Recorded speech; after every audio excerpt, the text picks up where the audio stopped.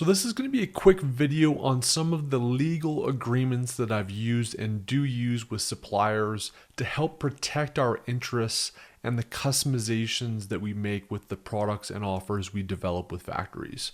So the purpose of this video is really just to review the legal agreements that I use with suppliers and why they're important. And we'll obviously have templates to each of these that you can leverage on your own. So feel free to make a copy and leverage them as you develop relationships with your own factories. So I think one misnomer about China specifically that I would just say is that good suppliers are typically very honorable with legal agreements. If you look at Chinese culture, it's very much about hierarchy, it's very much about following the rules and following authority. And so when you bring in legal context, even if it's not technically enforceable, they tend to be really, really good about aligning with that agreement and honoring the agreement. I've personally never had any issues with a factory or anybody from China doing something incorrectly against a legal agreement. So I think these stories you hear of people getting stuff stolen and like all this nefarious stuff, well, it absolutely does happen. And that's part of the culture too. I think it's a very honorable culture. When they say they're going to do something and it's written down and we've made a commitment to each other, they honor that. And that's been my experience. So I think that these agreements do hold some water and can be used effectively to get your interests protected. So technically they need to be in Chinese to be enforceable in China, but I've never personally had an issue with using an agreement in English not being honored. Honestly and truly, if these things were violated, I mean, what are you really going to do? Are you going to go to China and hire an attorney and sue them? It's highly, highly unlikely anyway. So a lot of this stuff may be a little bit more for theater than anything else. But again, I think it's a formality. It draws a line in the sand. It at least gets people to make a commitment. And in my experience, they honor that commitment. So the first one is just an NDA, or sometimes called a triple N agreement, depending on who you speak to.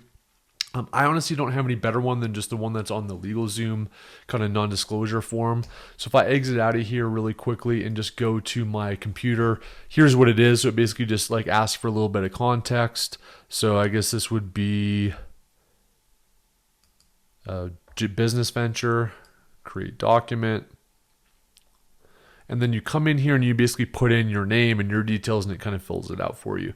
So that's honestly what I recommend. I don't use these a lot. Honestly, I think the context for these typically are going to be when you are is when you're disclosing, say, a new feature that you don't want people to know. So let's say I'm doing these monster truck tire, these big tires with the cart manufacturer. I don't want to tell them the idea until they give us a commitment that, hey, if I tell you this idea, we don't want you using it. You may want to do it in that context. Generally speaking, I don't tend to use this in a lot of our early conversations, but I think you absolutely could if you're nervous about sharing any proprietary information. The one that's a lot more important for me is the exclusivity. So if I'm going to do a custom mold, or I'm going to do a product development investment to do a new pattern or design, or a unique feature on an existing product that they make, or even a bundle, right? If I order something from 1688 and I ship it to the factory, I don't want them to offer that bundle to anybody else because it's technically fairly easy to replicate. Somebody else could do it too. I always try to press for an exclusivity agreement. And I think what this really does is it gets a commitment from the factory on paper, written down, that they will not use this idea, this function, this offer for anybody else, including their own brands if they're ones to sell on Amazon.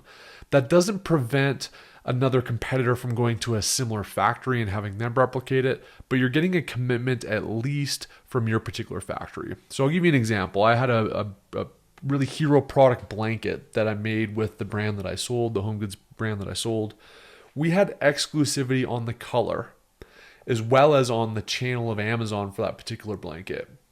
And this factory got hit up every single week with people wanting to source this blanket from them. And they would not sell it to anybody selling on Amazon, and that color was protected and unique for us. And so even though it's not too hard to replicate blanket color and all that stuff. It was one more hoop that they couldn't use what I think was the best factory in China for this particular blanket material. So there's some impact that can happen, and there's some benefit that can happen when you have these agreements. So I've got one here. Again, we're going to link to it in the course as well that just kind of maps out this exclusivity agreement. It's got a bunch of different clauses in it, and then it's just a quick signature. So this one's really quick. This one I absolutely would put in place if and when you're going to be doing a customization, especially if you're paying for something. If you're buying molds, if you're doing some kind of investment, you don't want any of that proprietary investment to be used or leveraged by the factory, again, to supply to other customers. Okay, so let's go on to the final one. The final one is going to be, drum roll, I think one of the most badass agreements that you can have, which is called a manufacturing agreement. I actually don't know, honestly, of anybody that I've ever heard speak about this before, but this was my weapon when I was managing 17 factories, and I kind of went in for the first time to clean up supply chains at Goal Zero. It was a total mess, and basically, the on-time delivery rate was something like 30%. So we would place POs, and 30% of the time they would hit their deadlines, and it was a total shit show. And I'm like, we got to fix this up. And so we created this manufacturing agreement. I've kind of adjusted it significantly to make it much more simple for our purposes. But the concept is really just to get commitments on what we expect our factories to behave like. And it really outlines that in a crisp agreement. So we'll go over to it now. Again, we'll have access to this. I'm not going to go over all these because there's some of the basic information in here, but there's 2 key points I've highlighted that I think are super, super powerful. First is that anytime a factory wants to increase a price, we require that there's 6 months notice on that. And the reason being is that if we're planning our inventory strategy, our cash flow strategy, our pricing strategy on Amazon, and especially if we're in brick and mortar retail where we might get 2 orders a year and we've got to commit to price to a retailer for 6+ months, we can't have the cost of our products changing every PO that we cut. So this commitment here basically just says that we require 6 months notice if you're going to change the price. And I've had to call on this thing dozens of times in my physical products career. So somebody's like, look, the R&B rate's been really bad, or our raw materials are really bad, or whatever. There's always some kind of reason why the price needs to go up. I'll be like, okay, well, let's have a conversation about it. But, it is, June 1st now. It's going to be December when we'd be able to implement this, but I want to dig in and understand why your costs are going up and seeing if there's something we can do about it. It really forces the hand that they can't just lean on you whenever the price changes. Sometimes we all got to bite the bullet and make a little bit less money. And the buck can't always be passed to us when these cost change happen. So this is a critical element of this manufacturing agreement. The other one that I love, which again is really good for holding feet to the fire in terms of making sure that you've got an efficient factory that's aligning with the commitments in a PO, is that once a factory commits to a PO and we put a delivery date on when the product's going to be done in the PO, that's the date. It's not the following week. It's not, there's people out and we had to move it 2 weeks. No, the date's the date. We expect it to be ready on the date that was committed to in the PO. And if it's not, there's going to be some penalties and some consequences. So this basically just shows different late percentages depending on how late the product is. So if it's more than 7 days late, there's a 5% penalty. If it's more than 14 days late, it's a 10% penalty. If it's 30 days or more, it's a 25% penalty on the value.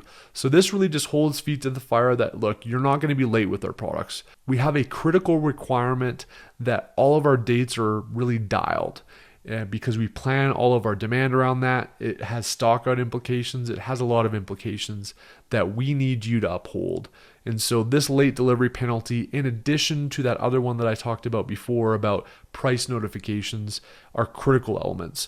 So use this. Feel free to pass it along to your factories. It might take them a little bit of time to review because it's definitely more Western legalese. But I think it's a powerful agreement, and I try to institutionalize this with any of our factories that we have that ongoing business with, because I think it really solidifies the expectations of how we want to operate. So those are the agreements. I hope they help.